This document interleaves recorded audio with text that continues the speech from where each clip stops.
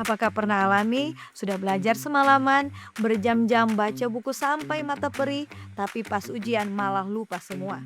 Atau saat belajar merasa kayaknya sudah paham, tapi pas ditanya malah blank? Ternyata cara kita belajar selama ini mungkin kurang tepat. Kabar baiknya, sains sudah temukan cara belajar yang bukan hanya bisa buat ingatan lebih kuat, tapi juga menyehatkan otak kita dan bisa jaga otak kita tetap tajam seumur hidup. Bagaimana caranya? Mari kita cari tahu lebih banyak bersama Live in Fullness to Eternity.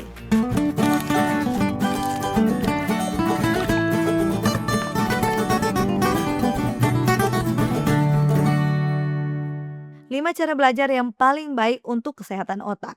Sebelum mulai, ada satu prinsip penting yang harus kita ingat sahabat Life. Belajar yang baik itu bukan soal berapa lama kita duduk, tapi seberapa aktif otak kita bekerja. Membaca ulang berkali-kali memang terasa nyaman, tapi seringkali hanya menciptakan ilusi sudah tahu. Terasa lancar saat dibaca, tapi cepat menguap saat dibutuhkan. Untuk itu, mari kita lihat 5 cara belajar yang benar-benar terbukti secara ilmiah dan sekaligus baik untuk kesehatan otak kita. Yang pertama, mengingat aktif atau active recall. Bukan sekedar membaca ulang. Sahabat Life, inilah cara belajar yang paling kuat menurut penelitian. Daripada membaca catatan berkali-kali, cobalah menutup buku lalu mengingat sendiri apa yang baru dipelajari.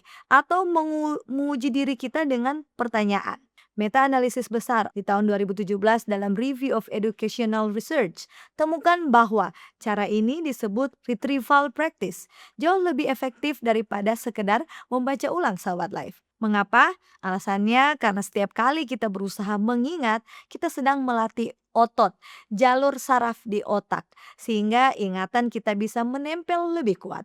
Membaca ulang itu seperti menonton orang berolahraga.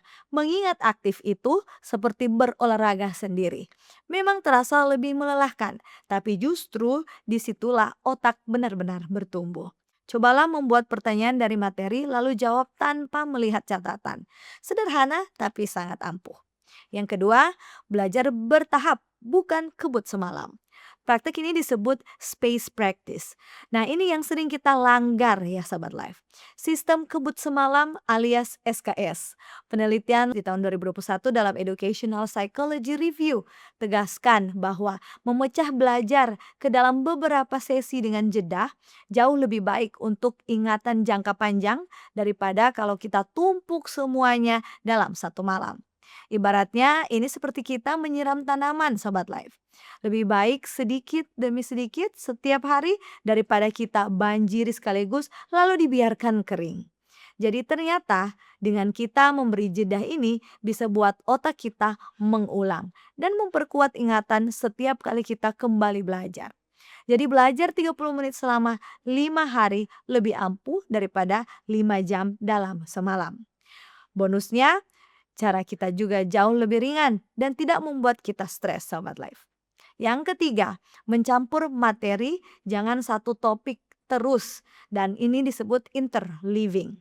Sahabat life, biasanya kita belajar satu bab sampai tuntas baru pindah. Tapi penelitian tunjukkan ada cara yang lebih baik. Meta-analisis di tahun 2019 dalam Psychological Bulletin temukan bahwa menyelang-nyeling beberapa topik atau jenis soal dalam satu sesi belajar yang sering kali justru bisa beri hasil lebih baik daripada belajar satu jenis terus-menerus. Kenapa? Karena otak kita dilatih untuk membedakan dan memilih strategi yang tepat, bukan sekedar mengulang secara otomatis sahabat life. Memang bisa terasa lebih sulit di awal, tapi justru kesulitan yang sehat inilah yang bisa buat belajar jauh lebih melekat. Jadi jangan takut mencampur sahabat life.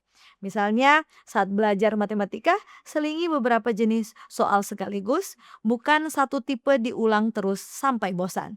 Silahkan dicoba. Keempat, bergerak dan berolahraga menyuburkan otak. Ini yang sering dilupakan sahabat life. Belajar tidak selalu soal duduk diam berjam-jam.